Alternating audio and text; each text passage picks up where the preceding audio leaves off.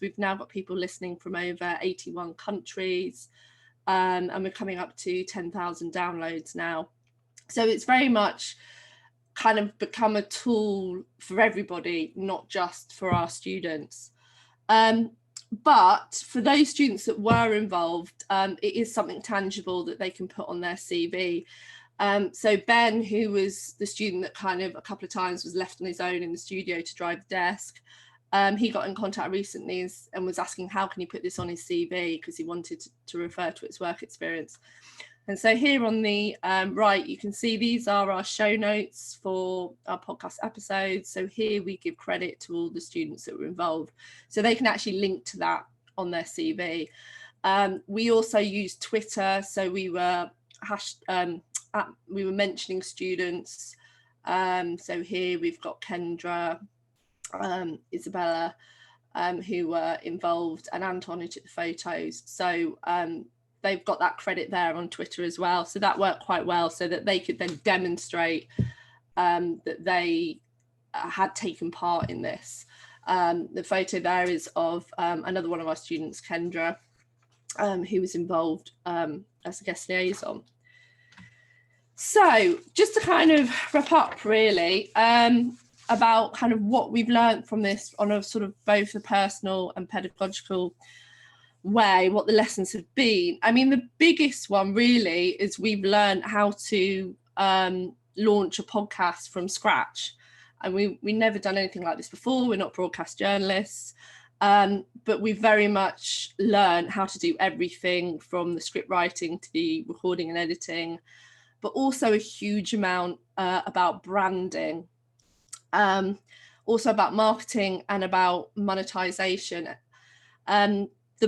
The original series had some funding from the university. The second series we kind of did off our own back, and now we're on to our third series, and we're actually sponsored by an accountancy firm now. But the thing that's kind of been most relevant, I guess, at the moment is that we've learned how to produce a podcast online.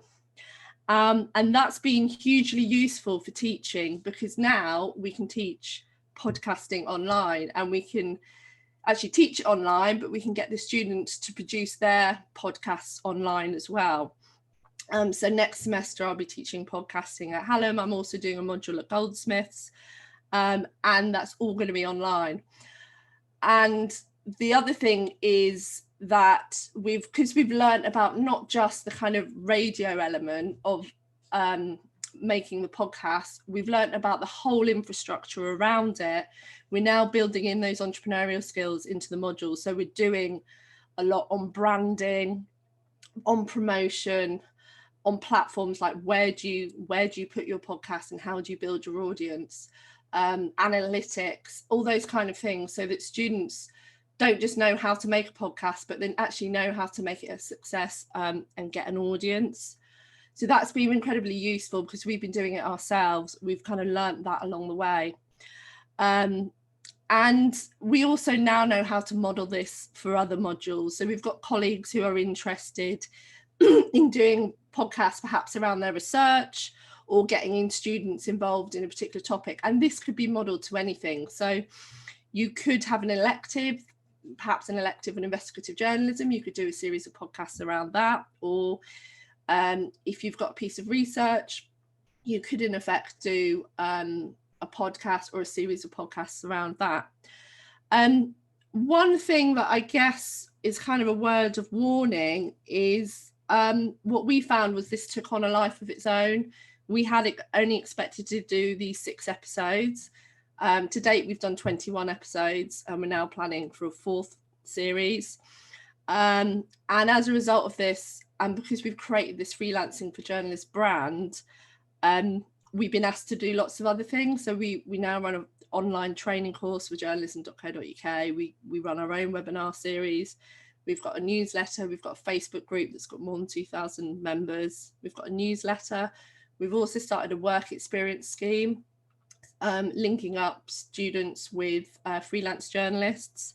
And that's just gone crazy because students can't get any work experience anywhere. And this has all happened just this year. So we've kind of rolled with it, but it has kind of gone a bit bit crazy, but in a way it's all been really, really useful for teaching, because it's given us an understanding of how you can have a portfolio career, how to get students involved in these various different projects, and how to teach them about being entrepreneurial, and using kind of every opportunity that comes along. So that's kind of what we've been doing in a nutshell, really, and I think I'll leave it there. Great, thanks, Lily. Do you think, really quick question, do you think if the pandemic hadn't have happened, this would have happened? I don't know that it would have accelerated as quickly as it did. I think the fact we moved to Zoom has just made it so much easier. And to be honest, the fact that we're not doing it with university has made it a lot easier, because the paperwork has just gone from that to that. So it's definitely helped it accelerate. So yeah. Great. So now we're looking forward to your module on how to run a podcast, how to create a successful podcast series. Thank you. I'm sure we have got some questions in the chat, but I think we'll come back to the questions at the end, if that's okay. We're going to move on now to Myra Evans from University of the West of England.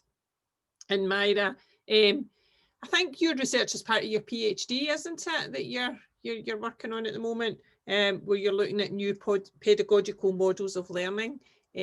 So it looks as if your slides and your screen sharing is working absolutely fine, Myra, so I will hand over to you. Thank you.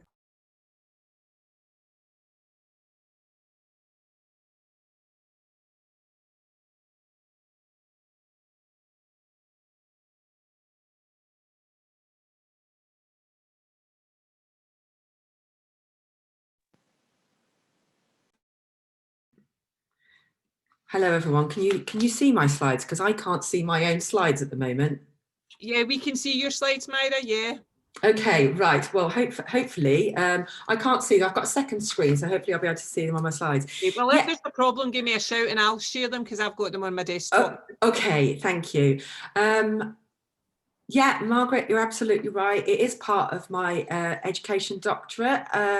It's a small kind of snapshot. Somebody once said to me, a doctorate is a little bit like going into a dark room with a torch.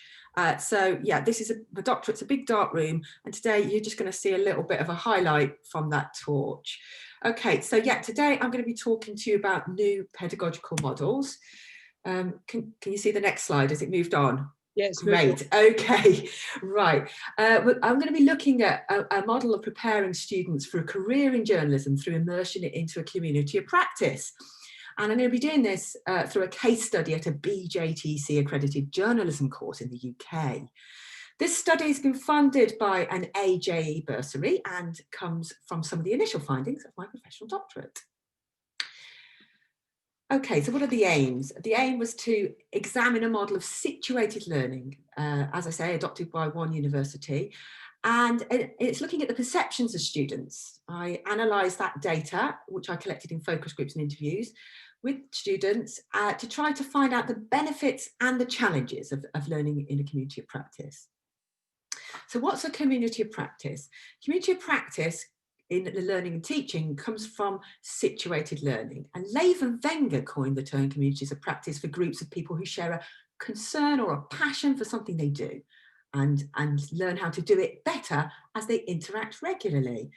A community of practice is constituted by a domain of knowledge, which defines a set of issues, a community of people who care about this domain and the shared practice that they develop in that domain.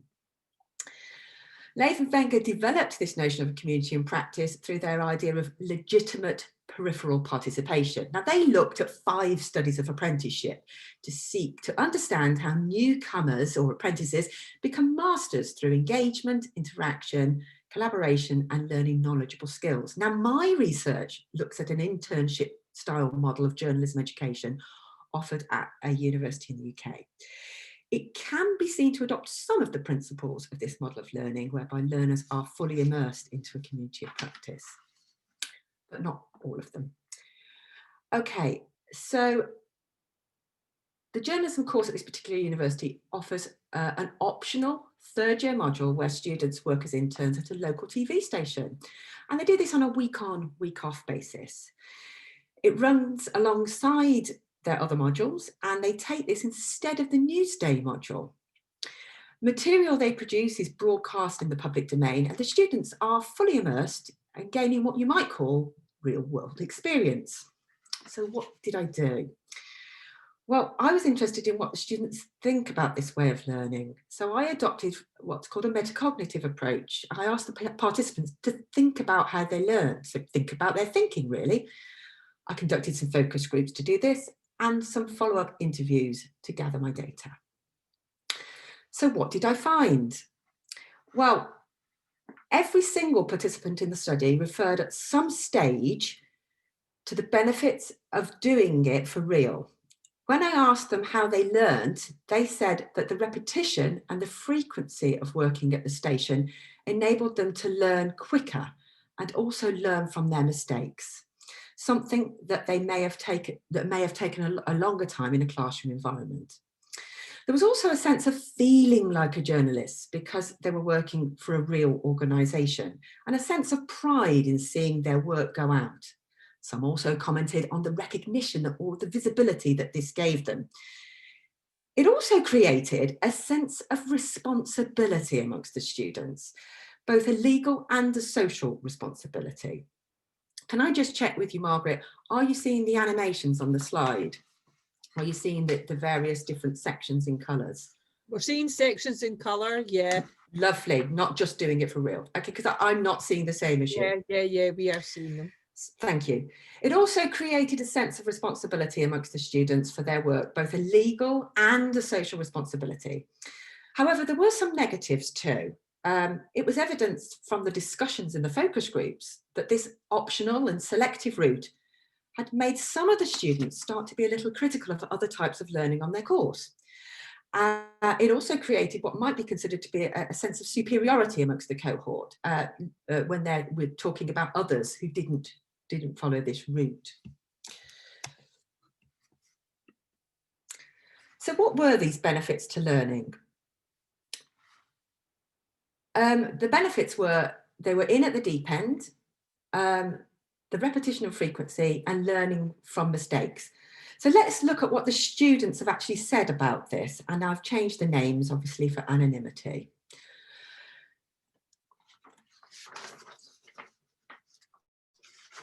Four students directly referred to learning from doing. Simon said he learned quicker in a practical environment.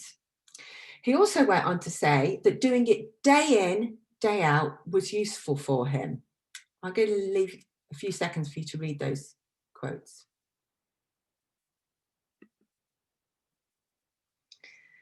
Evie said it was great for learning from mistakes.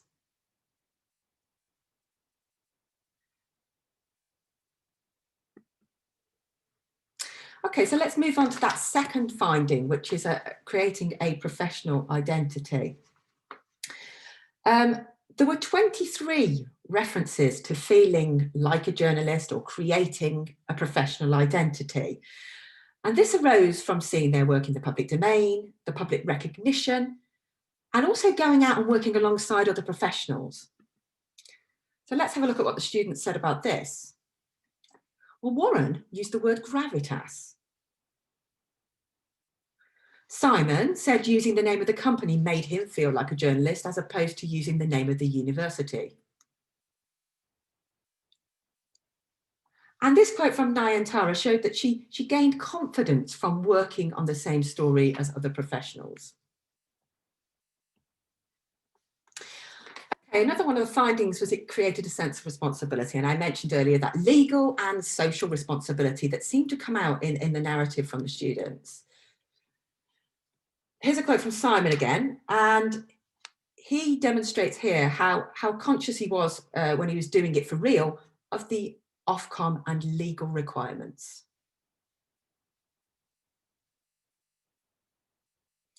And in this quote from Sarah, she talks of the social responsibility and basically wanting to do a good job for her interviewees.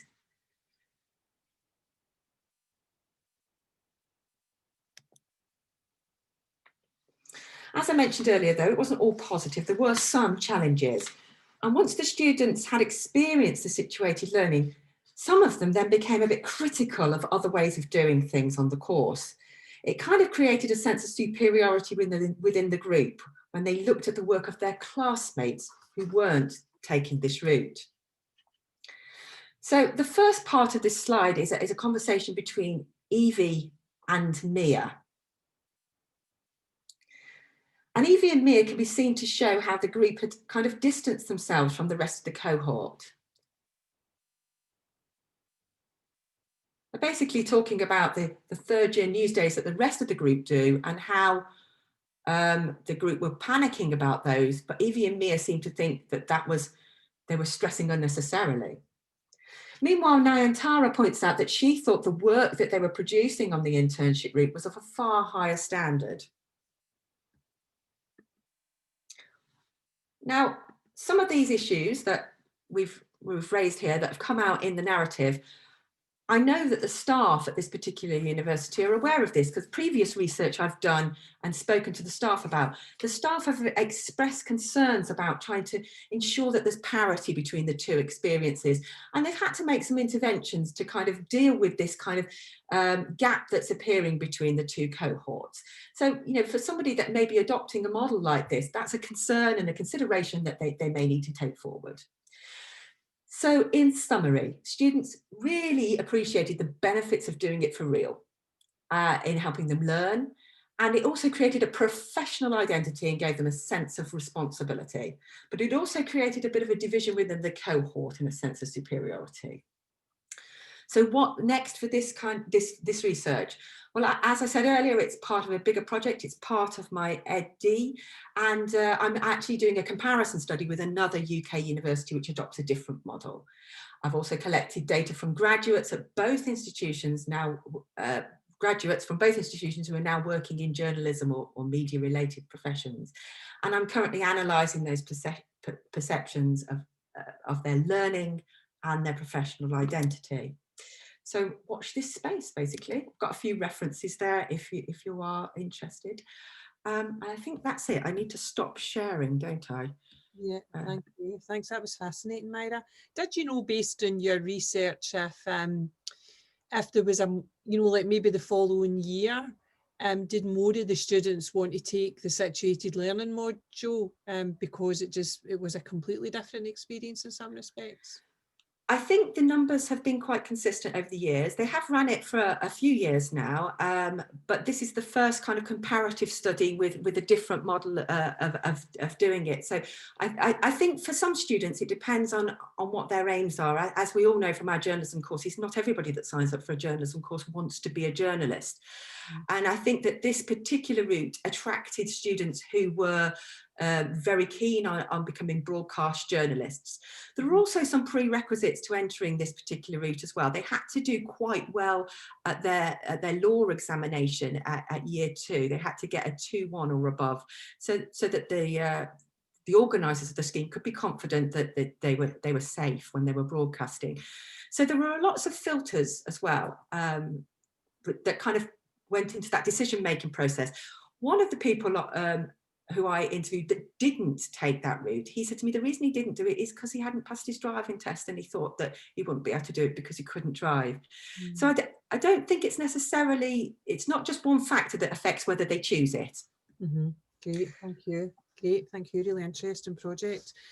So we're going to move on now to Jenny Kean and Abbey Maclure from Leeds Trinity, who are going to talk about, it's a really great title, A Modern Day Equivalent to the Wild West, preparing journalists to be safe online, which I think is probably incredibly important at the moment. So you guys are really off the mark really quickly and are sharing your screens already, so I shall just hand over to you. Thanks. Okay, thank you very much, Margaret. Good morning, everyone. My name's Jenny Kean and I'm the Programme Leader for MA Journalism at Leeds Trinity University and a broadcast journalist.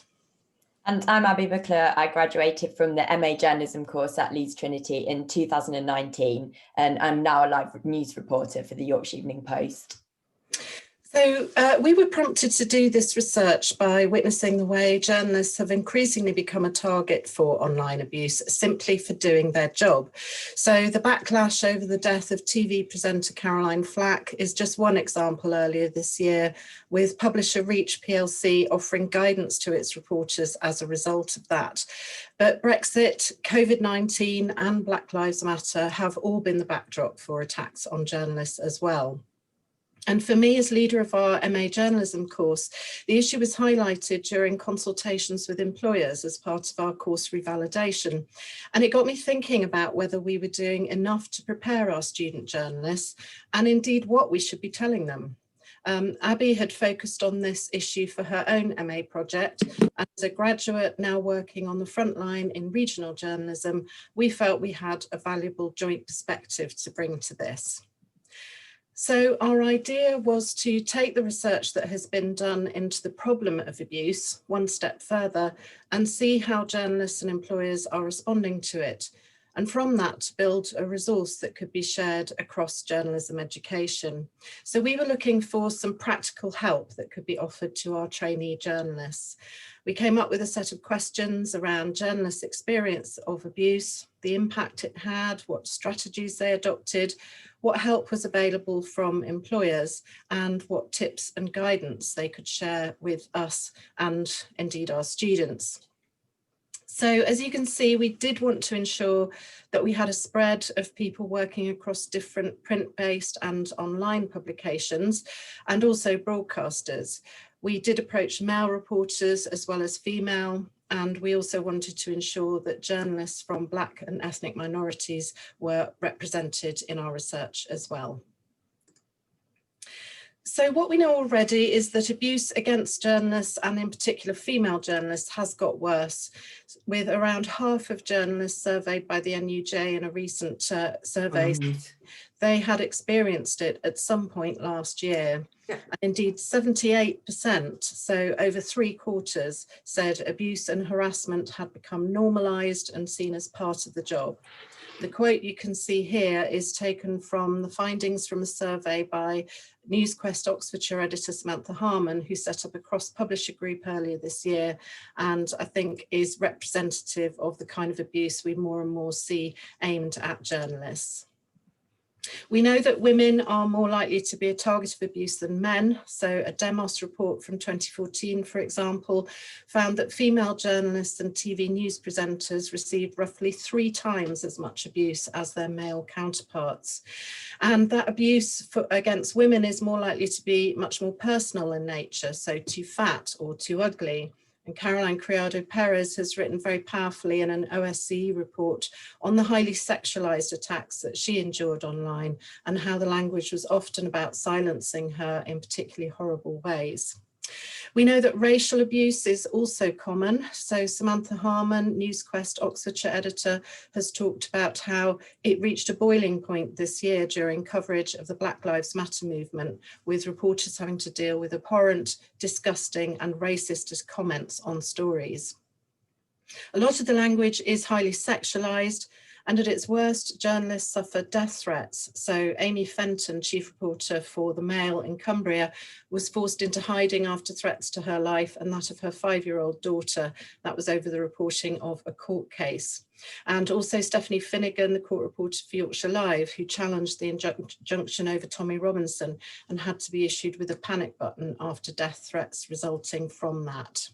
So the evidence shows very clearly that it's diversity amongst students that is under attack. The people doing the abuse are looking to silence any diverse voices, whether that be in terms of gender, race, sexuality, or religion. And the literature shows Facebook as tending to be the worst social media platform.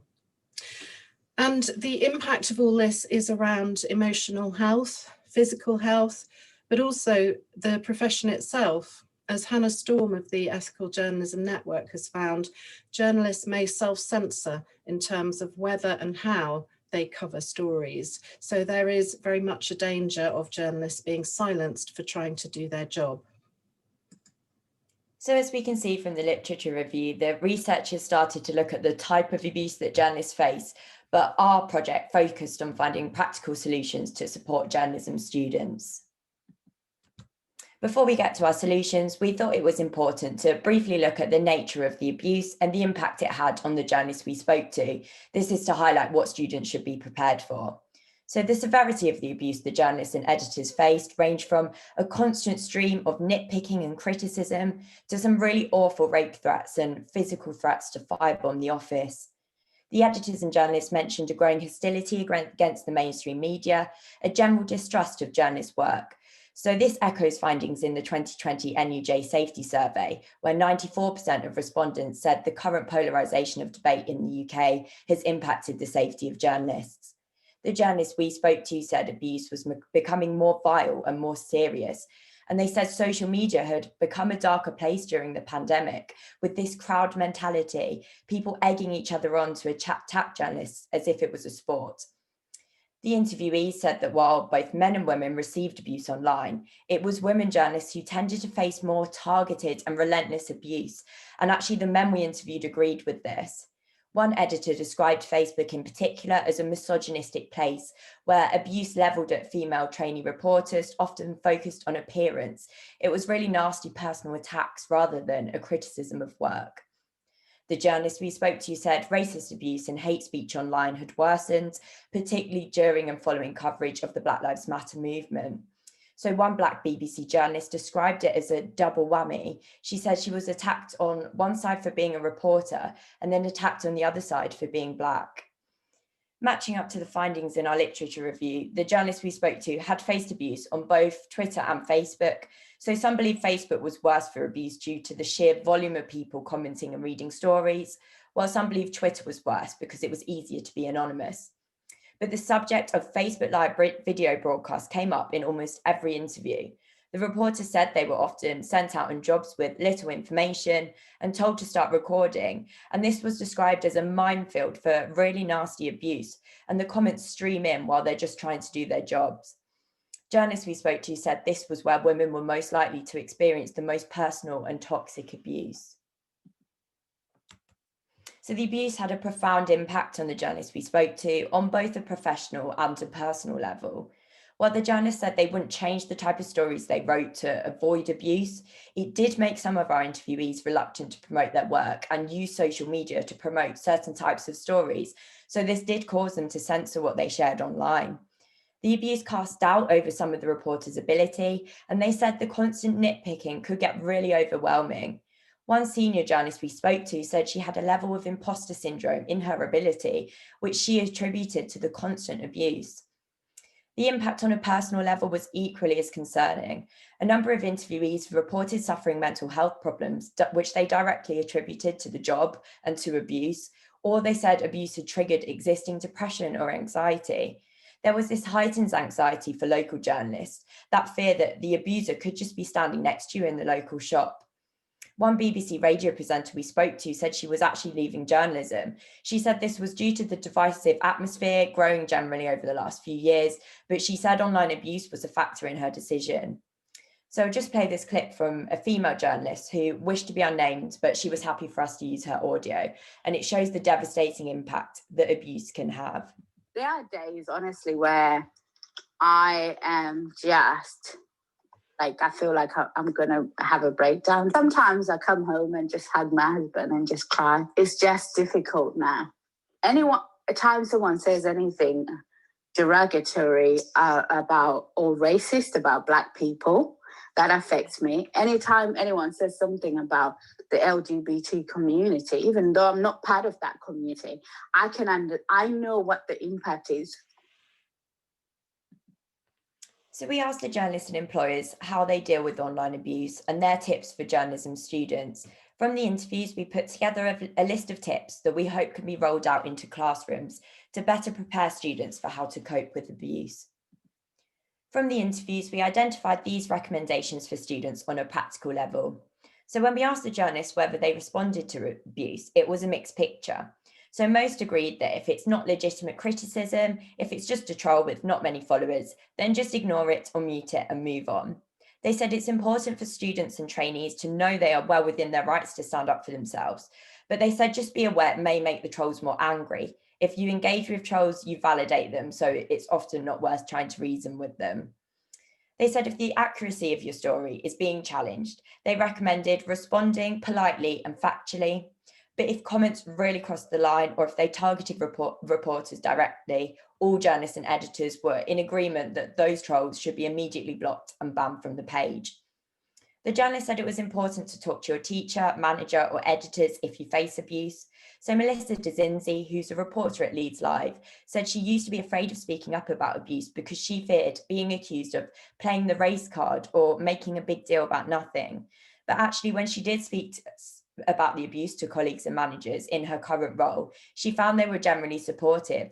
They now try to filter racist comments out so she doesn't see them. So Melissa and the other interviewees urged students and trainees to speak up. They said, talk about it in your morning meeting and share your experiences, and this really helps to take the heat off it. Speaking to managers will also help them identify if any formal action is needed. So all the employers we spoke to have processes in place for when something is too serious to be blocked or ignored. This is a set of tiered actions. So it's their duty to support the trainee in this process.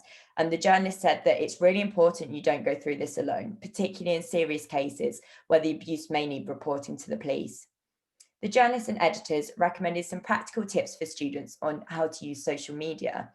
So they acknowledged this is easier said than done, but they said to switch off work social media accounts when you finish. They said to do something you enjoy. So one BBC reporter made jewellery in her free time. She said it helped to find something that takes you out of the work bubble. They recommended keeping work and personal accounts separate, but again, they recognise this is really difficult. There's this real focus now on personal branding, the pressure of being a super interesting person, more than just a journalist on Twitter, and this can make it quite hard to keep accounts separate. They also advised trainees to have strict settings online to filter out trolls, and they said to speak to employers with support on how to do this. So we identified the following tips for students and trainees on how to cope with the emotional impact of abuse. Journalists and editors stressed how important it was to lean on your support network. They said, as well as talking to people in the office, share your experiences with family and friends outside the industry, people who will just allow you to be upset. They said to remember the abuse is never about you. So one of our interviewees said she didn't know a single journalist who hadn't received some kind of abuse, and it's very rarely something you have said or done. If trainees are really struggling with their mental health because of the abuse, the journalists we spoke to recommended taking time off in this case. So a couple of our interviewees had done this when their mental health had really suffered. They shut off from work and all work social media to recover, and they said their employers had supported them in doing this. All the journalists and editors we spoke to stressed to students that you don't have to put up with this abuse, and it shouldn't be part and parcel of the job. They said to know it's okay to be upset and affected by it, as most journalists will be at some point. But sadly, they did say that students did need to be prepared, and the interviewees thought that raising awareness at university and opening up discussions at a student level was really important. So Hannah Storm is the CEO of the Ethical Journalism Network, and she has done research herself on the impact of abuse on journalists. So in this clip, she explains how journalists have to put on their emotional flak jacket to cope. Journalism is one of the best careers in the world, right? It's just the most incredible opportunity to meet people who have extraordinary tales to tell and extraordinary experiences, to be able to amplify their experiences and to be paid for it.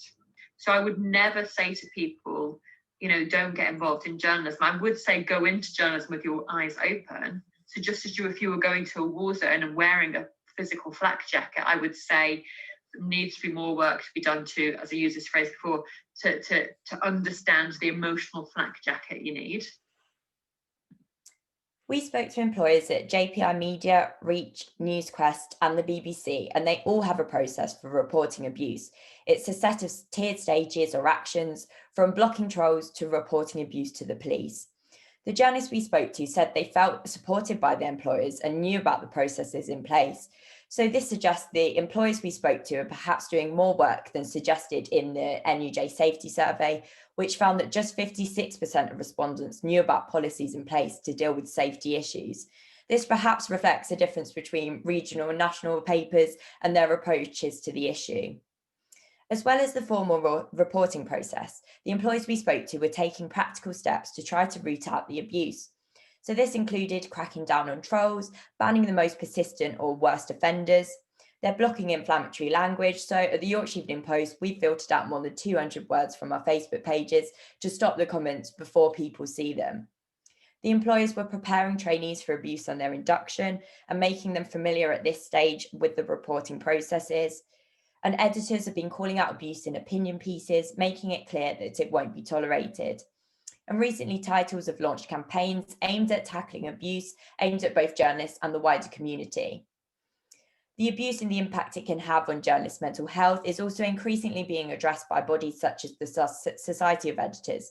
So in November's virtual conference, the Society of Editors hosted debates raising awareness of the issue and discussing how we can tackle abuse.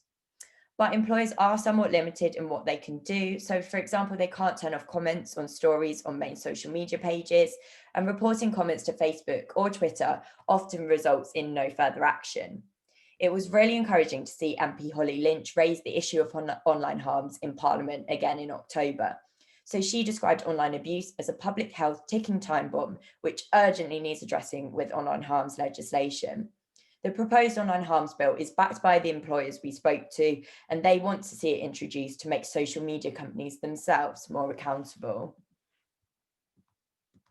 So we wanted to highlight a few things that came out of our research that we think could warrant further action. So we ask, should we be encouraging journalists to hit the streets and do a Facebook Live video broadcast when they don't have any information to talk about and we know the sheer volume of abuse they'll get in response? Is this a practice that needs changing, or could more support be provided around it? Another issue raised by journalists was, on one side, there's this real pressure to develop a personal brand, to be more than just a journalist on Twitter. And I think this is particularly true for students who are looking to attract employers. But at the same time, the number one piece of advice from our interviewees was to switch off from work social media when you aren't working. So that's a really tricky thing to balance, and maybe journalists need more support and training in this at student level to deal with that pressure.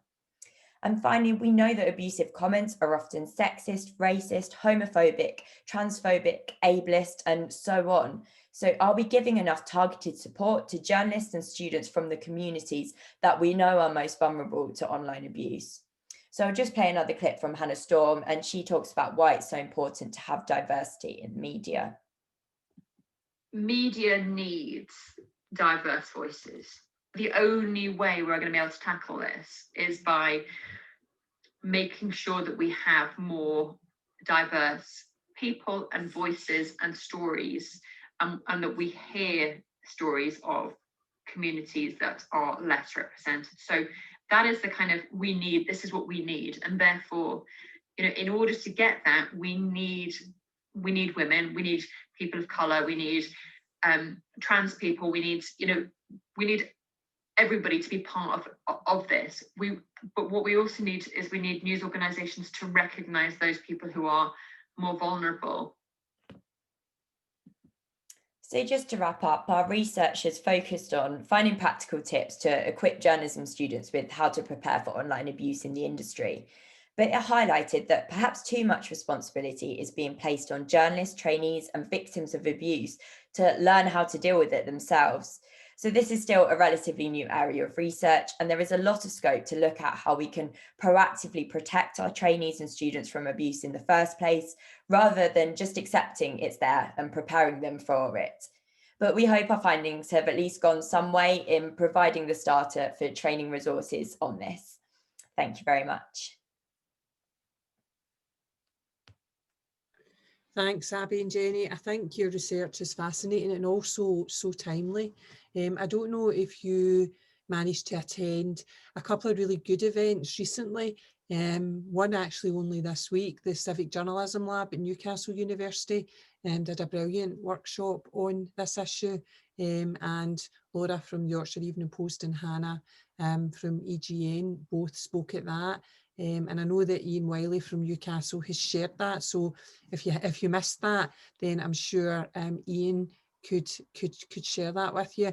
And another brilliant event, the AJE actually his part sponsored and supported, was run at Lincoln just at the end of November by Ola Ogunyemi and Lada Price, who's on the call today from Sheffield Hallam, that looks at trauma and resilience building and journalism education. and just such an important topic, something that we really need to think about how we're preparing our students for the really challenging workplace that they're possibly going to enter. And I think that, I spoke to Hannah the other day, and I think it's something that we really should probably run an AG event around that whole issue. So that will maybe certainly be something we'll come back and talk to you about, because I think that we could all probably learn. But fantastic, fascinating. Thank you so much. Thank you. Have some questions in the chat as well, so we will come back to it. We're going to go to our final two speakers now, who are Ivana, Ebel and Beth Wood from Derby University, and they're talking about engaging the post-millennials in a new ecosystem, and looking at what news values are for this group of people. So again, without further ado, I'm going to hand over to Beth and Ivana. Yes, good morning, everyone. It's a pleasure to be here in another AJE conference. I'm very, very happy, but most of all, I'm very proud, because who is going to do this presentation today is Beth Wood.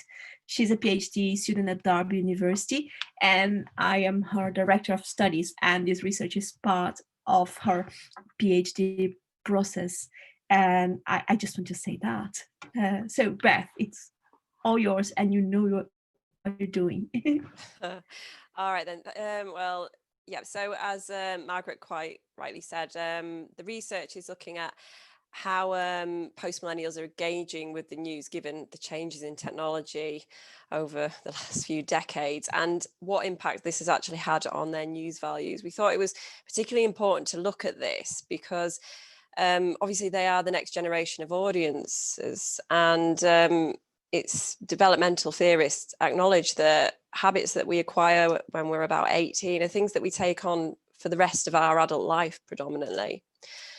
So a couple of hypotheses that we'll be looking at is that post-millennials are not interested in current affairs, or not as interested as their predecessors, and there is a decline in the engagement of the more traditional news outlets. And furthermore, that post-millennials are actually quite passive in their consumption, in the sense that they are fed their information algorithmically and through news feeds, and they're taking it on face value. So those are some things that were set to challenge in this study. So firstly, just to clarify, when we're talking about post-millennials, we're talking about those aged between 18 and 20 years of age. The reason for this quite small spectrum is to avoid any of the cuspers, the ones that are bordering on different generations like millennials, because obviously they can take those characteristics on forward.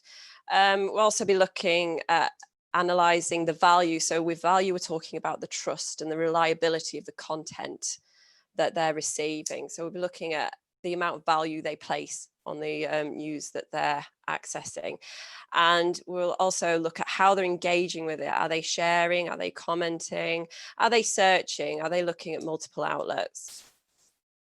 So with regards to the objectives, looking at how this generation is specifically engaging with the news differently from other generations, analysing how technological developments are influencing the consumption and engagement. And then also, to all intents and purposes, we want to prove that post-millennials are actively consuming news. They're not passively sat there accepting what's fed to them, and they are taking an active interest in what they are absorbing. So technological determinists feel that technology is developing at rapid speed and that it's not influenced by social aspects. But it can be argued that there are many different variations of this theory, and that's usually attributed to different variations of this theory in different countries, should I say. And that's attributed to the fact that there are different things going on politically, technically, industrial systems. So although technology is available, it's not necessarily been adopted by these countries and used, and that's due to human influence. So if we look at digital native, I don't think that's necessarily the correct term we should be using for post-millennials. It is one that's bandied about quite a bit, but we're not born with the knowledge of how to use an iPad or multimedia platforms. We don't have a clue about that. That is something that we learn. And we're learning it from our environments, our parents who have adopted it and passed it on to us, and we've inherited it from them. We're just adopting it at a much younger age. I've got a 2-year-old now who uses an iPad, much to my shame. It's been the best babysitter during lockdown, to be honest. But she can use an iPad. Now, she didn't come out and could use it straight away. She's watched me use it. She'll even go up to the TV now and try and flick things because she thinks it's all touch screen. But she's watched how I use it. She knows what it's there for, and she can do it. But the flip side of it is, because they're engaging with it from an earlier age, they are more digitally savvy. They can engage with multi-platforms. They know technology's limitations as well as its potential. Recent research has actually shown that post-millennials, instead of thinking I got it from Facebook, they will actually correctly attribute information to the correct brand, more so than the predecessors. So it could be argued that they're more likely to potentially share accurate information because they're more aware of where that information has come from, although that's obviously subjective on what they trust, but it could be argued on that respect, and obviously leaves room for further scope of research.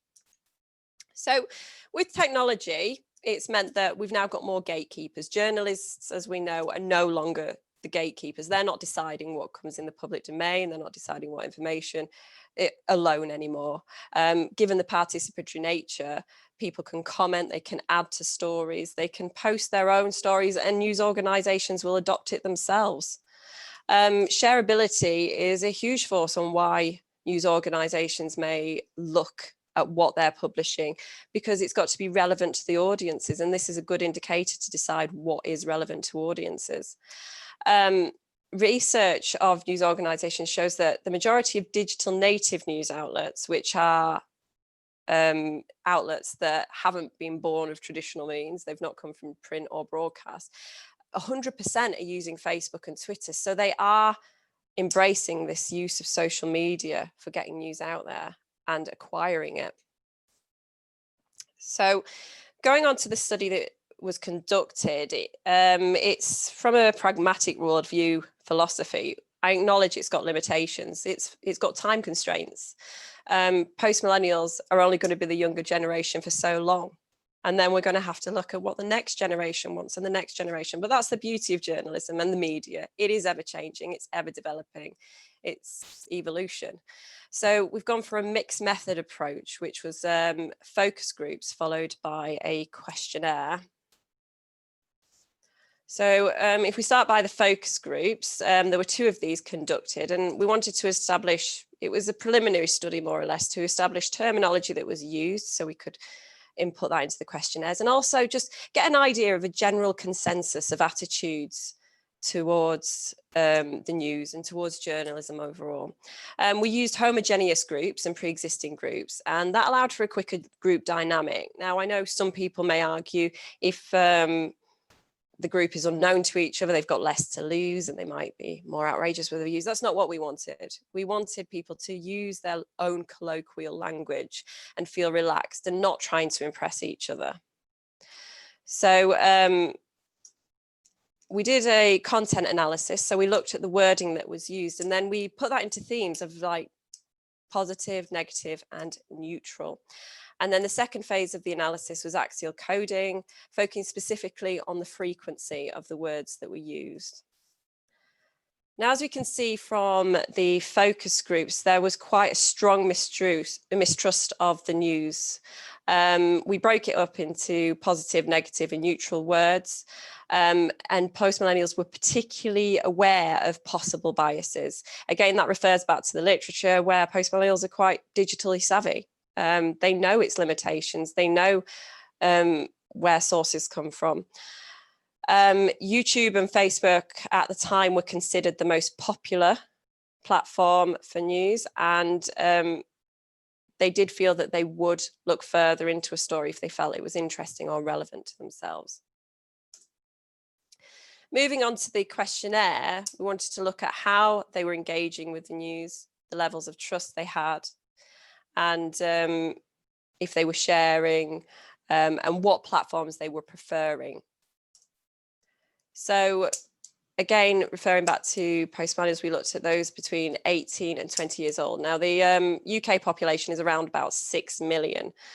For a 95% confidence level, we needed 600 participants minimal. And I could have used formulas such as Cochrane's to work that out, but actually that's very, very time consuming. So I relied on online calculators, sample calculators, which were just as reliable and probably more so than me trying to do maths at that level.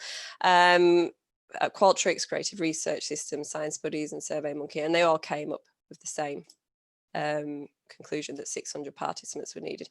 Due to the funding that I was able to gain from the university, we managed to get 799 participants recruited, which actually allowed for any spoilt questionnaires. And we were very pleased that we managed to get that many. Initial findings, not too much of a surprise. 93% said they were using social media platforms to access the news. This was followed by a news organisation's website, which was 82.7, and TV news was the third most popular. Newspapers were the least popular, with less than a quarter of post-millennials accessing print news. Since lockdown, well, should I say since the first lockdown, so this study was done before the second lockdown, Instagram, YouTube and TikTok have been listed as the most popular social media. I think we've all seen how TikTok's risen during the pandemic. And Twitter's popularity actually rose as well from 9.9% to 15.5%. Snapchat's popularity has decreased by half. So interestingly though, the most reliable sources of information were news organisations' websites, followed by TV and then Twitter. One of the reasons for Twitter was because, well, one of the most common reasons was that they felt that they only followed organisations which they trusted, and also that they were going to get more views from people, so they could actually decide for themselves what to trust. They could get a more balanced viewpoint. With regards to news values, contrary to the focus groups, before lockdown, only 11.1% felt that they had no trust in the news. However, since lockdown, over 37% felt that they trusted it less than they did before. And the majority were blaming this for inconsistencies in reporting with regards to information that was released by the government and then broadcast. Now, we could argue that that's not necessarily the journalist's fault, because obviously given the instantaneous, I can't get my put my teeth in, given how instantaneous the technology is, news is out as quickly as the information is gathered. But obviously we know from the pandemic, it was changing day to day because we just didn't know. But correcting misinformation also causes hurdles in its own right. Saying that, they felt that they were seeking out the news more. Despite trusting it less, they felt like they were looking for it more. 60.8% felt they looked for news more than they did before. And that was because they felt it was most relevant to them, what was coming out, and they wanted to know how it was going to affect them.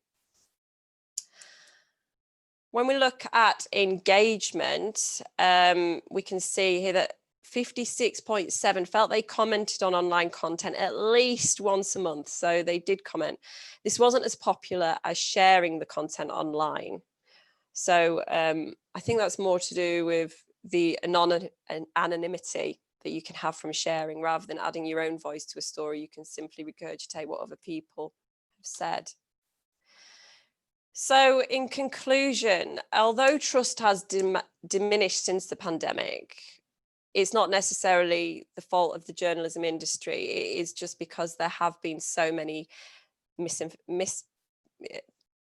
so much misinformation and an infodemic going on because of changing information all the time.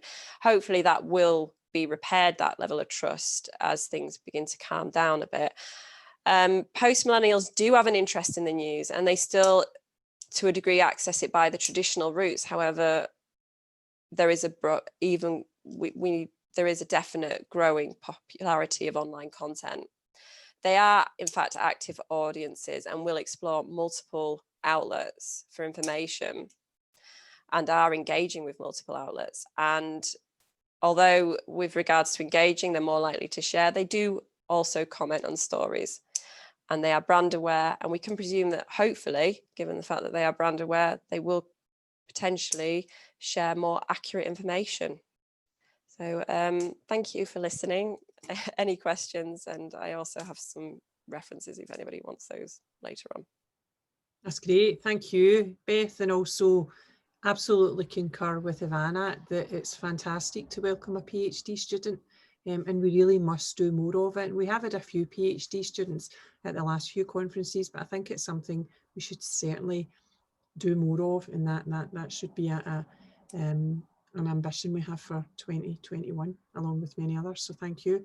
What I also find quite interesting when we talk about, and I don't know if this is something your research is looking at, is have the news values of young people really changed in the terms of what they want to read?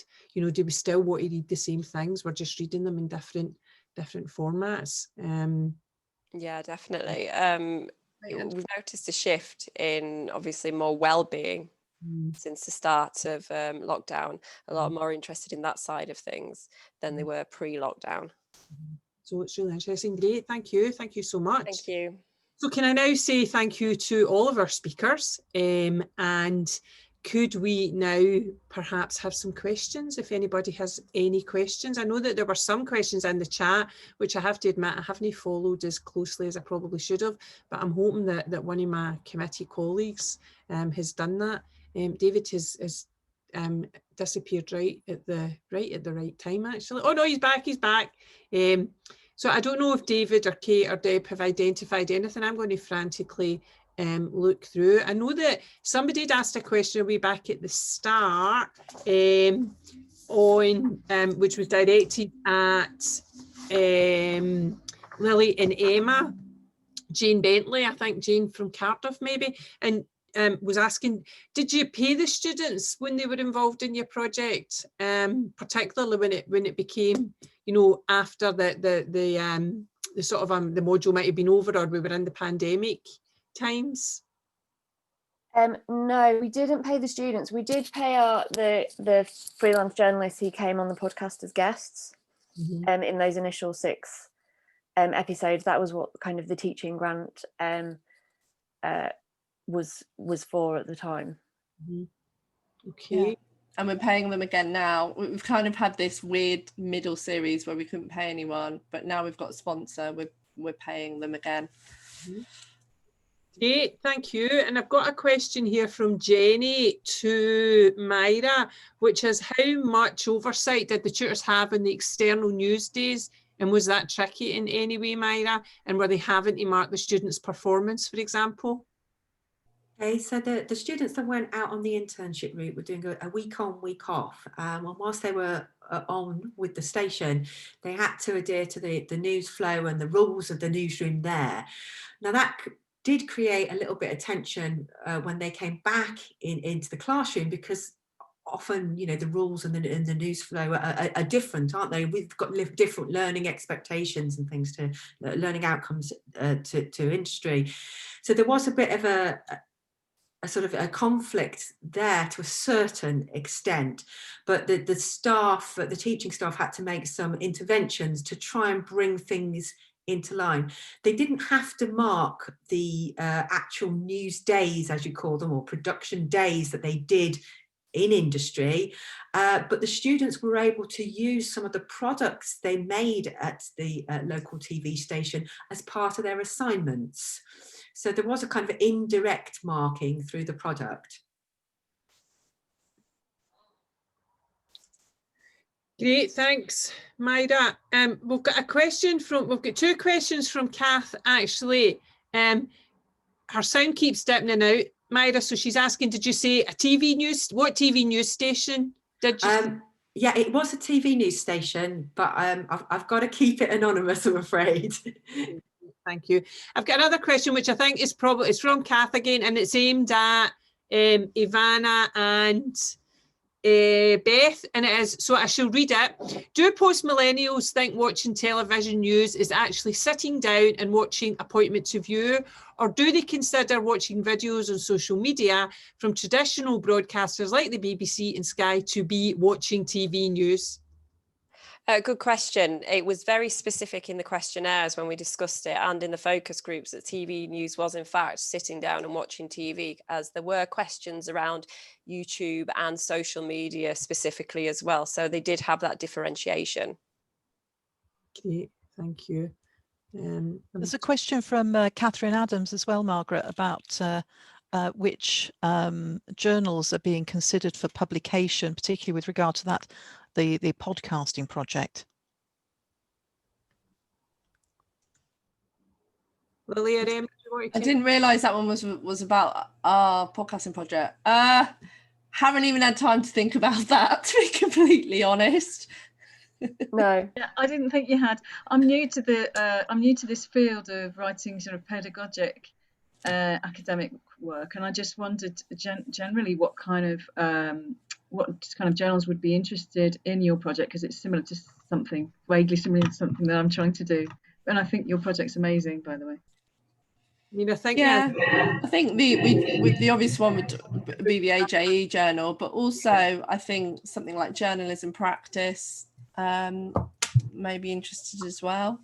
Yeah, I'm familiar with the journalism practice kind of journals, but not so much pedagogic journals. I wondered if anybody had any, had published in those. We have our own journal, Catherine, Journalism Education, and Prof Chris Frost, who's on the call. Chris is going to possibly pitch in, or could pitch in now actually. So that we have our own journal which does look at, journalism education and issues around pedagogy. Alongside, I'm sure lots of colleagues actually could share journals that might not necessarily look specifically at journalism education, but look at pedagogy more widely. And I'm sure lots of colleagues have published in journals like that too. Thanks. Good. Any other questions from anybody? I'm looking to see what ones that I had for any of the speakers. Yes, I've been scrolling back as well to try and make sure we've not missed anybody.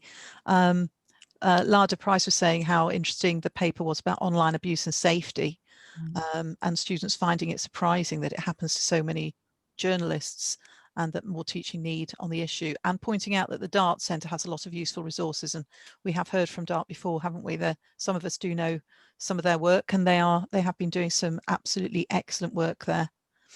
And James, Lada, you were involved in the conference that Ola organised at Lincoln as well, and I think that there was a lot of really good papers presented at that. That's right, yes. You maybe I missed most of the second day just because of other commitments of that conference, but I know that at the end the conference were going to try and set some objectives. Is there anything that you could share with us at the moment that the conference decided to Absolutely, yes. We set up a new research group on how to embed teaching about dealing with trauma in the journalism curriculum. So we have a lot of interest. We have representative from the DART Centre, Stephen Jukes. They do a lot of research on that at Bournemouth. Obviously, Ola Ogunyemi, who's the recipient of your grant, so he organised it, and we've actually managed to also write and submit a BA leave home proposal, so I'm hoping to find out how to expand that. But yes, we have our first meeting set up I think 17th of December with Joe Healy, who does a lot of training on that, and Hannah Storm's involved, and various others have expressed interest. So yeah, maybe I'll keep you updated and send you something. But yes, I absolutely think it's something that the AJE needs to address itself to next year, because I think that it is something that we're all recognising. And obviously we did support the conference at Lincoln, and hopefully if it's going to happen next year again, we could do that again. That, you know, that would be a conversation that we could have LADA separately. There's quite a few people putting comments. Chris is saying that the NUJ is also running seminars on the issue of trolling, and the advice and details about these webinars are available on the NUJ website, which is really good. Got a question from Colm Murphy here, which is saying, from all the speakers' research, what tips would they give for how we should be training journalists to reach the young population via social journalism? Who wants to pick that one up?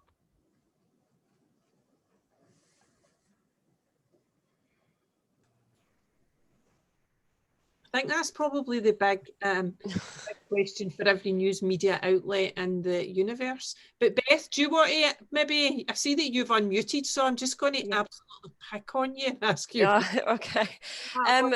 I'd say make sure that they are as engaged with as many aspects of social media as possible. Everybody has a tendency to favour their own and shy away from ones that aren't necessarily relevant to them. I mean, for example, I've had to go on TikTok, and yeah, that's a nightmare on its own. But yeah, even if they don't particularly like it, they need to be in some form engaging with it, because you never know, you might be with an organisation that does rely on that one, and that's where their audience is predominantly targeted. So yeah, get them to create every single account going that they can do, and get familiar with it and know how it works, even if they're not regularly updating it. Thank you. If I could just jump in, Margaret, as well, I find it really useful to explore with the students a bit more about, kind of drill down into the demographics of the different social media platforms, because I think it's really important that they understand how the gender breakdown varies from one platform to another, how the age groups vary from one platform to another. And I think sometimes they can be quite surprised by some of that. As you say, they tend to get, Beth, you were saying, they tend to get kind of into their own particular bubbles, and they think everybody else is doing that as well. So I think, you know, there's some really interesting, useful stuff around demographics. I just want to step into what Jane said, is that one thing I always tell the students is that don't assume that because you use that social media platform, that the whole audience of that platform behaves and use it in the same way you were using. And that's one thing. And I remember, like 3 years ago, I stepped into the classroom and I asked my students to install TikTok. And they never heard about TikTok before. And I said, like, okay, use that now for 10 minutes. And then I want you to tell me what you think about. And every single one in the classroom said, that thing is going to die in about a month, because no one's going to use that because it's absolutely stupid. And then I said, like, okay, now you understand how it is to feel old for because that's not for your generation. And they are like under 20s, and they couldn't understand and grasp why that was so popular among people that are younger than they were at that moment. And that was a very curious exercise. And I received like a social media comment another day from one of the students of that cohort saying, like, Ivana, I remember when you asked me to install TikTok, and she was like recalling that situation. So that's it. Even if our students are tech savvy, even if they are like the digital natives now, they are like born after the year 2000, they're born with the internet. The technology is moving so fast that they have to keep the pace on. The situation that they are now is not so different of the one we are now, because the things change fast for themselves, for us and for them as well. That's my point of view. So they have to try, as Beth said, install everything, get an account on everything. You even if you don't want to have your own account, get a fake one, doesn't matter. Just get an account and understand what is coming. Colin, does that help answer your question? Yes, it does. I mean, you know, I suppose it's the aspect when you're trying to teach something when it's a moving target, you know, but I suppose everybody's finding the same, which is reinforcing, I suppose, what we would find, which is that you've got to kind of have your foot in a lot of different camps, because one of them is going to become the unicorn and the others are just going to fall away and wither. So, that's kind of what we would say to students, just kind of get familiar with a couple of the platforms. And we did quite a bit of work there on TikTok. We put a lot of stuff during COVID onto TikTok with the students, and it worked out phenomenally well. I mean, the amount of hits they got and so forth was phenomenal.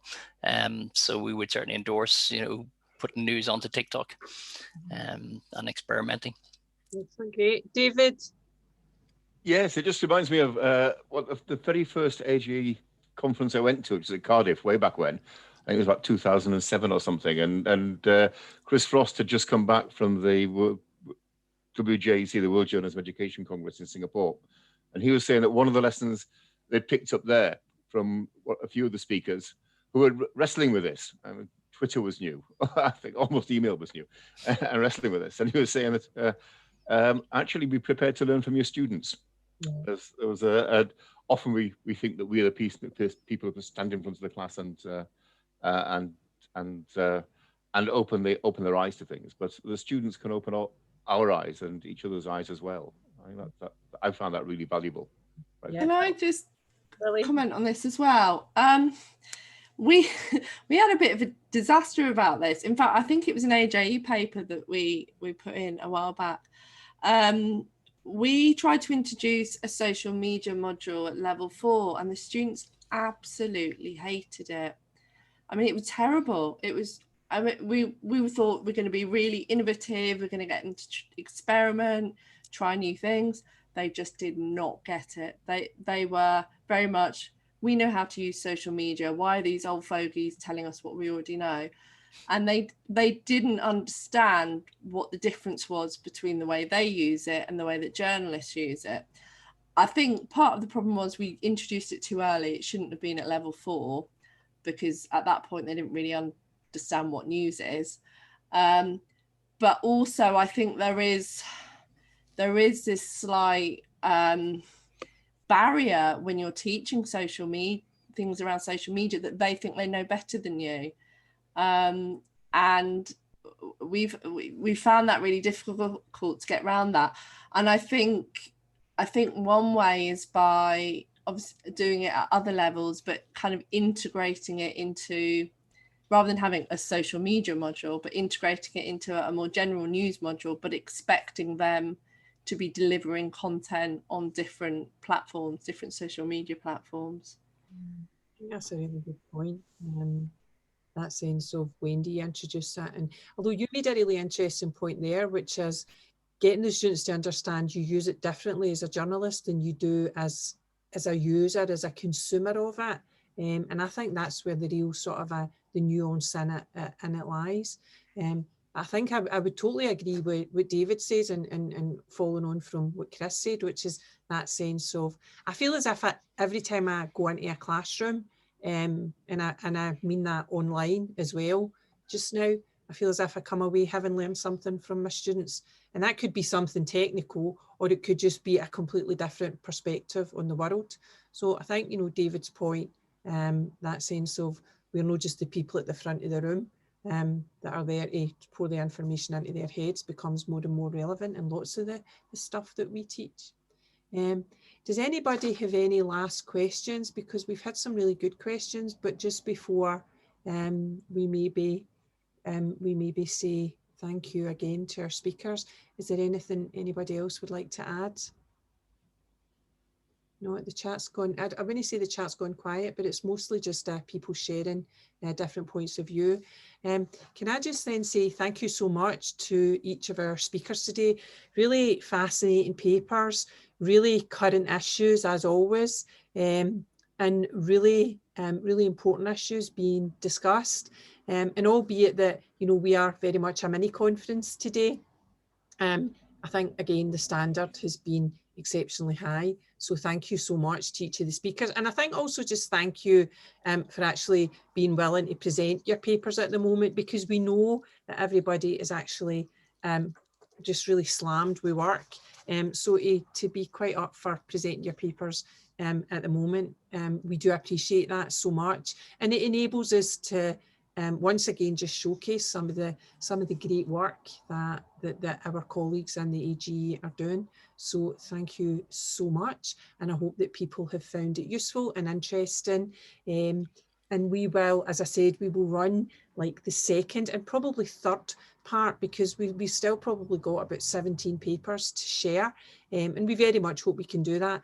So please look out for the papers that other colleagues are going to share as we go into the new year. Probably we're looking at the end of January before we do it again, because we're also conscious of the fact that, you know, everybody's got lots of teaching and marking to be getting on with.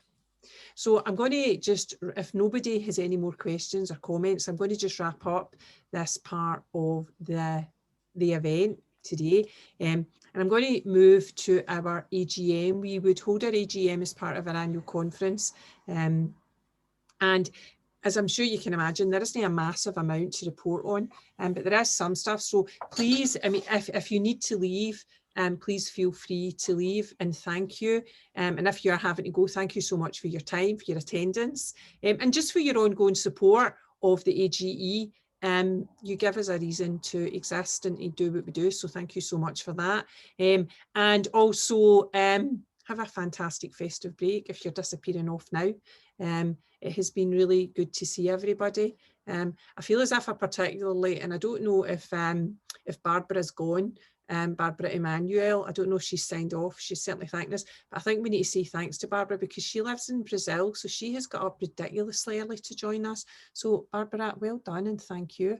And thanks to everyone who's attended. I'm going to just go straight in to the AGM with the report from the chair, and we would usually have a chair's report and a treasurer's report, but I'll explain in a moment why we don't have a treasurer's report, although I will update you on the financial situation of the association. So our key objective this year, or my key objective as the chair, and I have got notes and I'm going to read from them, so apologies, was to ensure that we provided our members with support against the background of what was happening in the pandemic. And also I think that sense of providing a community, and as always, the key was communicating and organising events that we felt would be beneficial to the members. We felt it was really important that we run events because we know that as much as we were all grappling with how do we teach this, and that was the topic of the first two online events we held in June and September. We were also, I think, particularly I remember at the first event we held in June, which was incredibly well attended, there was just this sense of people feeling that need to feel part of a different community that was going to be a supportive community and was coming from the same place as them. So I think that we have certainly attempted to do that this year, and I hope that members have found that useful. What we've also done this year is become very international in our nature and our complexion. We have held a number of different events where we have welcomed speakers and delegates from across the world, United States, Canada, Brazil, France, Germany. So we have very much, I think, you know, our international reputation and experience was forged in Paris last year, and I think that continues to grow.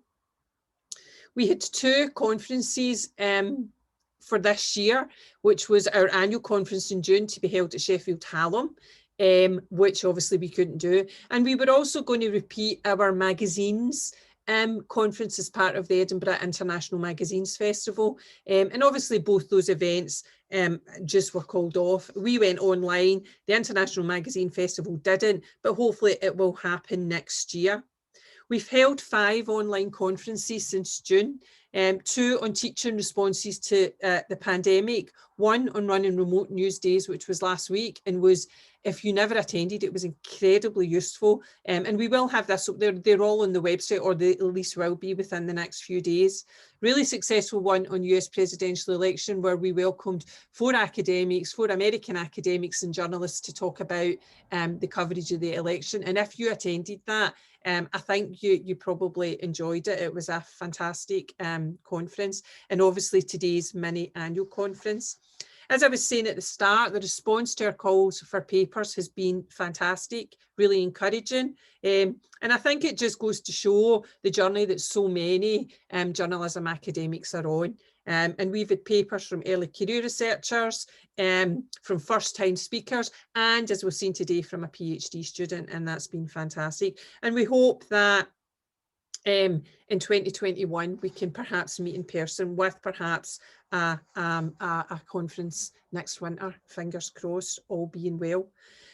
Our membership, in the face of the pandemic, we made the decision that we would suspend membership fees this year, and we contacted all of the universities, or we actually communicated with you all just through our website and also our email communications to let you know this, because we felt that this was a really tough time, and we know a lot of universities were grappling and are grappling with financial issues, but also we were not having any physical events, so therefore our outgoings were going to be considerably reduced from that point of view, and we felt as a measure of goodwill that would be something we would do, and the committee was incredibly supportive of that, and we had some feedback from members to say thank you for that.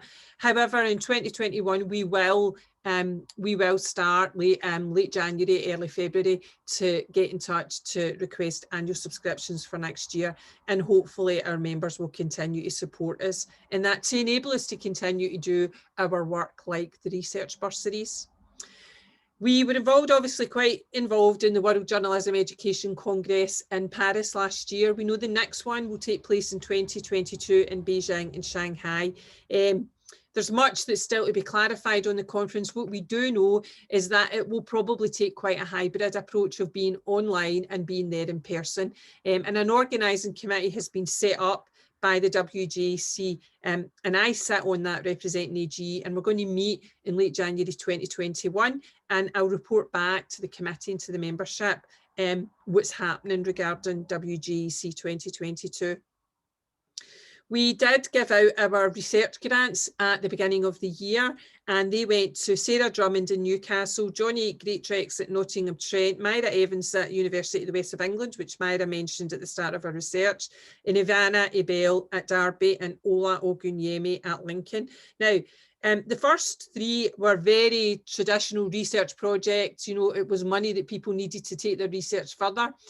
Ola and Ivana's was slightly different, because that was where they wanted to run events around research that they were doing and had done. And so we supported Ola's conference, which was held a couple of weeks ago at Lincoln, albeit online, and that's looking into trauma and building resilience in journalism education, which obviously Jenny and Abbey's paper talked about, and I think it's something that the AGE should get more involved in. Ivana's we supported Ivana and Gabrielle to take their research around representation of women in magazines, basically in a national roadshow, something that we've never done before. And that enabled Ivana to take her research to member institutions across the UK. So, and I'll probably forget some of them, Ivana, but you went to LCC in London, you went to Newcastle, you obviously presented at Derby, you came up to Glasgow to UWS, you then held an event in Edinburgh with the International Magazine Centre, which actually was an event that was open to the public, which actually I attended, and Ivana was there, and it was about a week before COVID, and we have reflected on the fact we were in Edinburgh when COVID was rampant and we didn't even know, and that attracted a really wide audience. You also went to a few other universities. I think you went to Sheffield, maybe? The Montfort. And then I done virtually for LADA students at Sheffield, Hallam, and also Roehampton. Yeah. So virtually then, the last two were virtual. Yeah, so it was the case of taking the AGE on the road, and I think it was such a good idea, and it would certainly be something that I think the committee should consider doing again in the future, because it really just got our name out there and the work of our members out there. And I hope that Ivana had some really good responses to that. I know certainly the ones that I attended were well attended and just generated some really interesting discussion. So we hope that we can continue to support members in the research, and a call for bursaries will go out in the spring of 2021. Last year we got involved, and some members got involved in the BBC 50/50 project, and indeed some of our members were featured in a lot of the national publicity that BBC did around that, and that is something that members continue to be involved in, and I know that BBC 50/50 are really keen to grow the number of academic partners that they have. So if people want to get more involved in that, please get in touch, and I can put you in touch with the team at the BBC around that. In terms of the committee, it was quite a busy year, really because we identified that we needed to respond to the challenges our members were facing because of the pandemic. So we did hold a number of events and a number of initiatives. And again, I really think we did grow the reputation of the AGE, and just the, you know, that sense of creating that space where we could come together. Because it was 2 years since the last elections, we held elections this year. A call for nominations went out October, the beginning of October, with a closing date of the middle of November. And the outcome of that was, the response was, we're in a position where we don't need to have elections because we never had the number of people respond that meant we would have to go to elections. So for chair, I was re-elected as chair. David Baines from Newcastle has been re-elected as secretary. We don't have a treasurer. The treasurer role is vacant at the moment, but that will be something that the new committee will need to address itself to. And those who were elected to the committee are Deborah Wilson, David at Nottingham Trent, Ivana, Ebel at Derby, Vivian Francis at LCC, London College of Communication, Kate Williams from Northampton, and Chris Chohan from Lincoln. So I'm looking forward to, I'm delighted to continue to lead the AJE for another couple of years, and to just continuing, I think, some really good work, and to working with a new committee. And what we will probably do in early 2021 is look to co-opt some members onto the committee, because I think we've got big ambitions for running more events, and we need more people to just help us to do that. I'd like to thank the retiring committee for their contribution over a period of time that really saw the AGE you know, really sort of expand its horizons. So thank you to them. Our finances are looking quite healthy, despite the fact that we never actually brought in any money this year. We only had outgoings, but then because everything's been online, our outgoings have been pretty small. Our treasurer, Deirdre O'Neill, who many of you know, Deirdre retired from full-time teaching and made the decision earlier this year, due to a range of personal reasons, that she needed to step down as treasurer. However, she has continued to support us in terms of just helping us look after the accounts. I would really like to extend, and unfortunately Deirdre is not with us today, and we did try and entice her to join us, but she's having some work done in her house and just felt she couldn't split her attention. I think we would really like to thank Deirdre for her contribution, not just to the AGE over a really long period of time, but the contribution that her work has made to journalism education. I mean, even today, we have had Beth and Ivana cite Deirdre's work with Tony Harcup, which I'm sure lots of you use around news values. So we know that her work continues to be used by colleagues across the academy all of the time, and by our students. What I would propose is that when we have our next event where we're in person, that we actually mark Deirdre's contribution, and hopefully we can convince her to come along and actually say thanks in person, and hopefully we can do that next year. So Deirdre has continued to keep an eye in terms of just making sure that our money is being kept safe in the bank account, as have I. At the moment, we have £46,365 in our two accounts, so 25,500 in our current account and 21,000 in our business account. That number is about to go up by around £1,500, taking us to almost £48,000, because someone who took a research bursary, or who got a research bursary and who didn't use all the money, has actually returned the money to us. And so therefore that will show, and that's just, I think, in the process of happening at the moment. So our finances look healthy. I think it'll enable us hopefully next year to do more in terms of supporting our colleagues' research, and to perhaps running more events. And that's something that the new committee can also plan. And last but not least, the journal. And I'm not sure, Chris, you're here. Do you want to speak, or do you want me just to talk? I'm quite happy to, if you want to give a shout out. Do you want to take over and everybody can get a rest from me? Yeah, go for it. We can't hear you, Chris.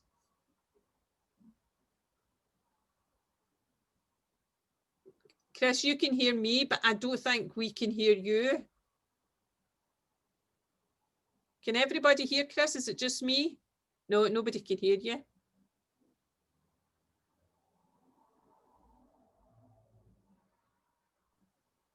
It looks as if maybe there's a mute on your computer, no? Is that any better? Yeah, I can hear you now. Right, change sound systems. I must have put it onto something else before. Using Teams and using Zoom, and they all seem to do different things. Yeah, the journal's still chugging along quite nicely. We have a special edition coming out just before Christmas, which we're working on now.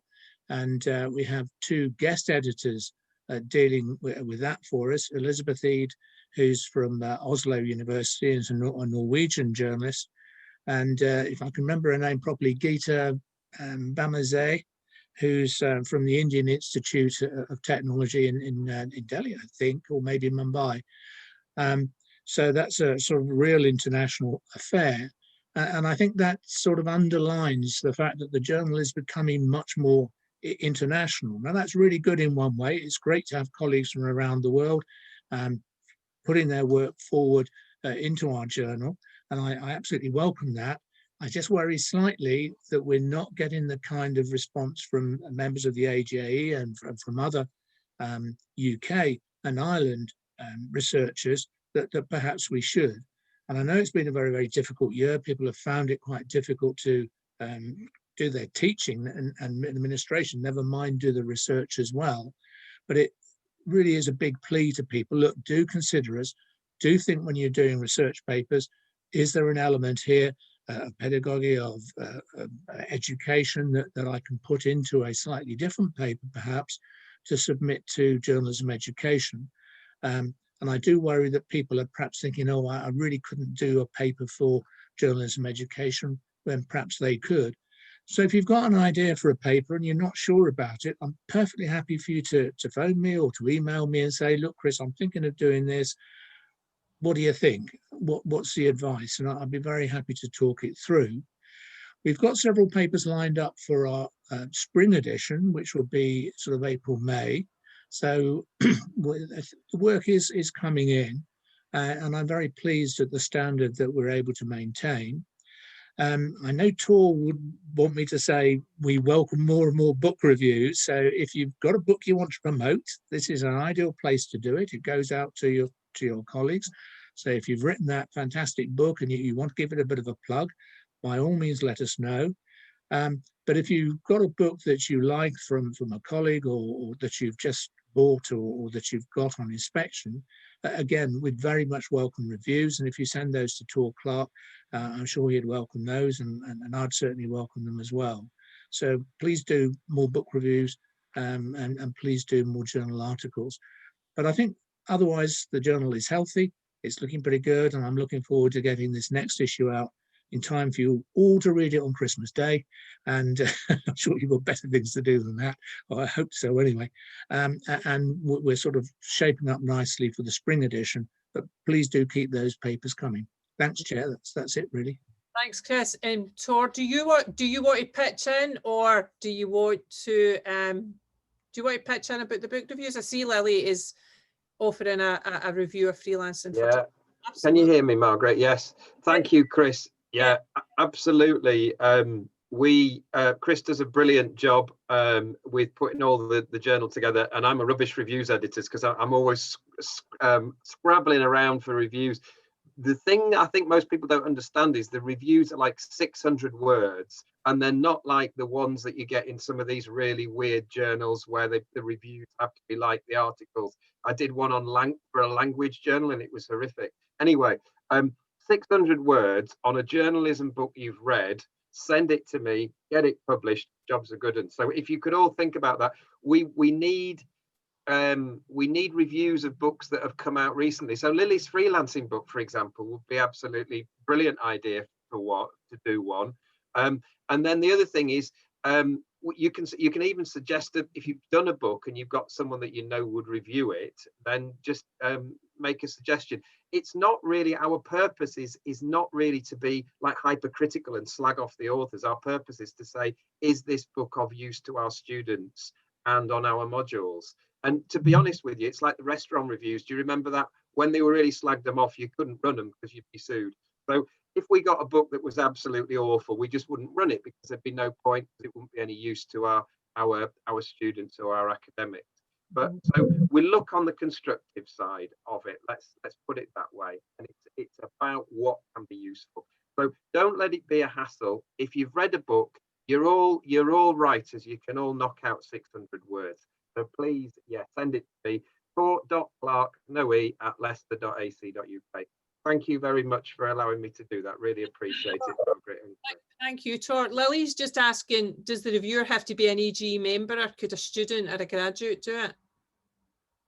I'll take a review from my pet cat if he could hold a pen. Yeah. Oh, there you go, Lily. You could write it yourself. Pen name, use a pen name. There's also a question from Ivana for the journal, Chris, which is about DOI for publications. Could we have this? That might be something that's worth. I don't know if there's a quick answer to that question. Could we what? Sorry, I didn't. It says, is there any chance of indexing the journal for us to have the DOI for the publication? Some international platforms don't accept the papers being listed as publications unless they have a DOI. I think so, yeah. I don't see why not. There you go, Ivana, quick answer. Lily, I mean, one of the things we were going to do if we had the conference in person was we're going to actually do a book launch for Lily's book. And I think for David's book as well. And this is something we started 2 years ago in Canterbury, where we did a nice book launch for Jackie Newton and Sally Ann Duncan's books. And it just feels like a really good way to support what our members are doing. And we've just, because everything has happened, but you know, I'm not averse to, do we do a virtual, do we attach a book launch onto the end of our conference? Why don't we talk about that? And if that's something we want to do, we could do that in January, at the end of January, if people have got things. So David and Lily's book, which are still fairly new, we could do something like that in January. So I think that would be a really nice thing to do. And I would absolutely concur with what Tor and Chris are saying. We really just need for members to take the opportunity that exists in terms of the journal existing. And I think probably we as a committee maybe just need to, and you know, I've said to Chris, I think we need a better strategy for how we're really putting the journal right under people's nose to say, use this great opportunity to get your work published. So I think that's something we probably need to think about doing next year, is just really raise the profile of the journal. So I think that's, you know, that's an opportunity that we should really try and take advantage of next year. Lily, you've unmuted yourself. Do you want to pitch in with something? Yeah, I was going to say we did actually do our own online book launch because we couldn't do it anywhere, but happy to do another one. And we were also going to do a podcast from the conference as well. I don't know if there's any way we could perhaps follow that up next year. Yeah. I mean, I think we in the committee have talked about podcasting for about the last year and a half, and we just given everybody's immense workloads, we just haven't had the chance to do anything. But I think that it's something that there's a real opportunity to do. I mean, I know that Ted Gooch at Lancaster does a really good series of podcasts around related to the journalism practice and journalism studies journals.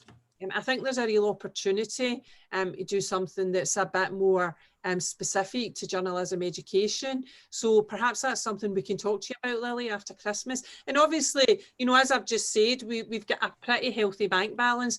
If it's something we need to invest some money in, then I don't think the committee would be averse to that as well. So why don't we just pick the conversation up in January and see what we do together? Because I think that would be a fantastic resource for our members. So let's do that. Okay, sounds good. Thank you. So can I just finally close by thanking members? I know most people have signed off, but just really thanking everybody for their enthusiasm, their commitment, their contributions.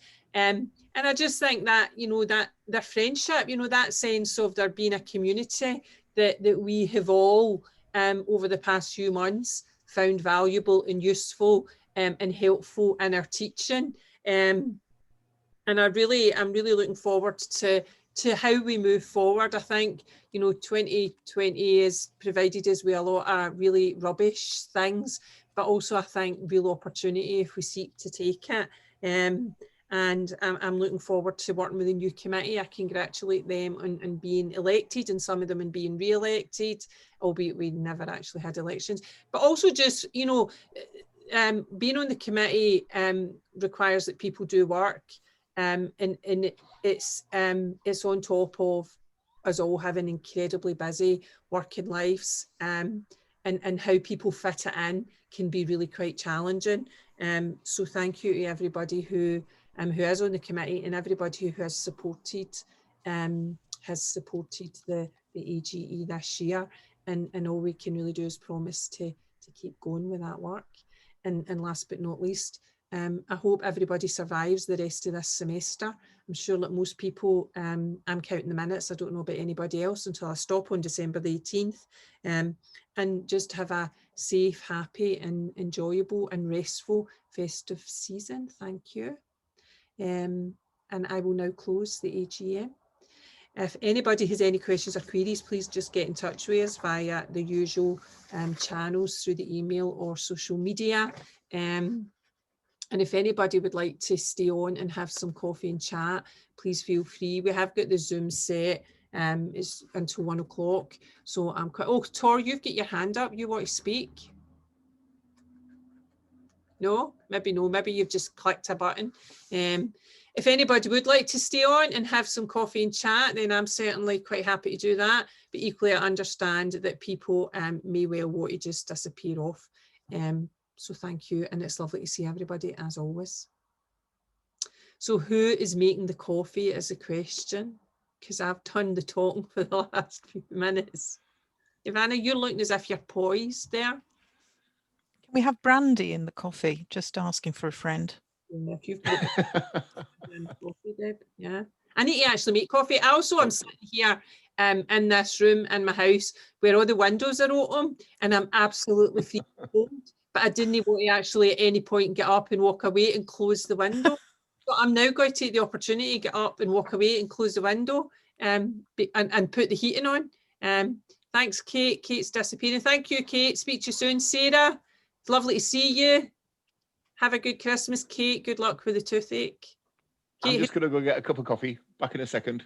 Yeah, I'm going to get Me too. I'm going to get some tea. I will be right back. Yeah, thank you. Well, I feel as if I can't leave now. Because I'm going to put the kettle on. Then go and put the kettle on, Margaret. Go on, go and sort your windows out, get your coffee. Thanks ever so much for all the work that you've done chairing this and not being able to take a break at all. It's just going to be really, really good to see everybody. No, how are you, Russell? I haven't seen you since the last time I was at LCC. No, it's we're all fine. I mean, we've been doing this blended learning system of every year group in 1 day a week, and it's actually worked really well. The students have appreciated it, and the university's gone the extra mile to make sure everyone feels safe. So it's been really good. And but we're now entering the final 2 weeks of term and lockdown, so we're back online so that everyone gets some isolation before they go home for Christmas. So everything seems to have gone reasonably well. It's been quite good, and the students have the feedback from